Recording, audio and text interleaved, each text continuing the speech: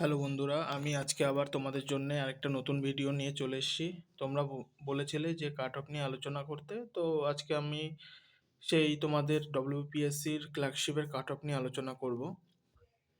আমি আগের দিনই বলেছিলাম যে তোমাদের কাট অফ খুব একটা বেশি যাবে না। ক্লার্কশিপ 2023-এ যে পরীক্ষাটা হয়েছিল, আমার যেটা মনে হয় আমি সেটা তোমাদের সাথে শেয়ার করছি। কাট অফ আমি যেটা বলছি আমার মনে হয় তার আশেপাশেই থাকবে।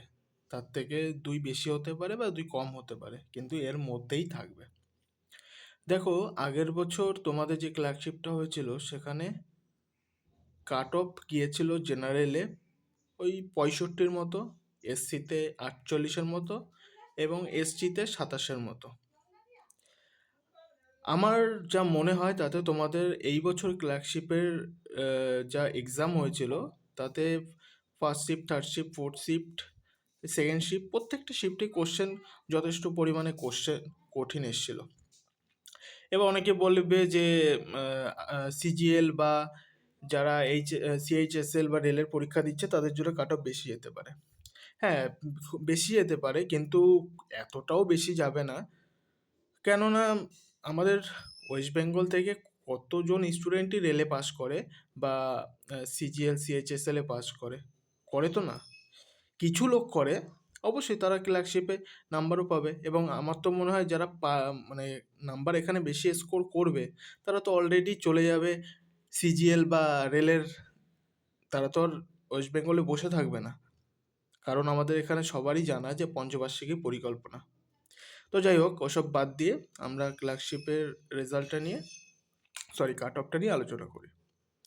তো কাট অফ কয়েকটা জিনিসের উপর নির্ধারণ হয়। তোমরা সবাই জানো যে ভ্যাকেন্সি কতগুলো আসছে, আর কতজন স্টুডেন্ট পরীক্ষায় অ্যাপিয়ার করেছিল, আর কোশ্চেনের টাফনেস কতটা ছিল। তো আমরা যখন পরীক্ষা দিতে গিয়েছিলাম তখন আমরা মোটামুটি জানি যে 50%, 40%-এর মতো স্টুডেন্ট অ্যাপিয়ার হয়েছিল এক্সাম দেওয়ার জন্যে। আর total form fill up I think 9 lakh, হ্যাঁ এতটাই হয়েছিল। তো সেই হিসাবে যদি আমরা ক্যালকুলেশন করি, মানে আমি করেছি, সেটা অনুযায়ী যদি দেখা যায় তবে ক্লার্কশিপের রেজাল্টে আমার মনে হয় জেনারেলে কাট অফটা 50 থেকে 55-র মধ্যে থাকবে, এসসিতে 40 থেকে 45-এর মধ্যে থাকতে পারে, আর এসটিতে 20 থেকে 25-এর মধ্যে থাকতে পারে। আর main final result I think 125-এর মধ্যে থাকবে জেনারেলের জন্যে, 110 থেকে 12 এসসি, আর 80 থেকে 90-এর মধ্যে এসটিতে নাম্বার থাকতে পারে।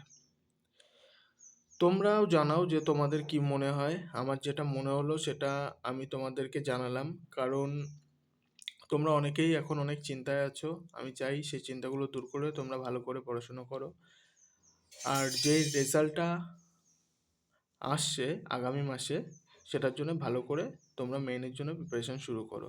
আশা করি প্রত্যেকে ভালো একটা স্কোর করবে। তাহলে দেখা হবে তোমাদের সাথে আবার পরের ভিডিওতে। তোমরা জানাও তোমাদের স্কোর কীরকম হচ্ছে আর কাট অফ কত যেতে পারে। Thank you.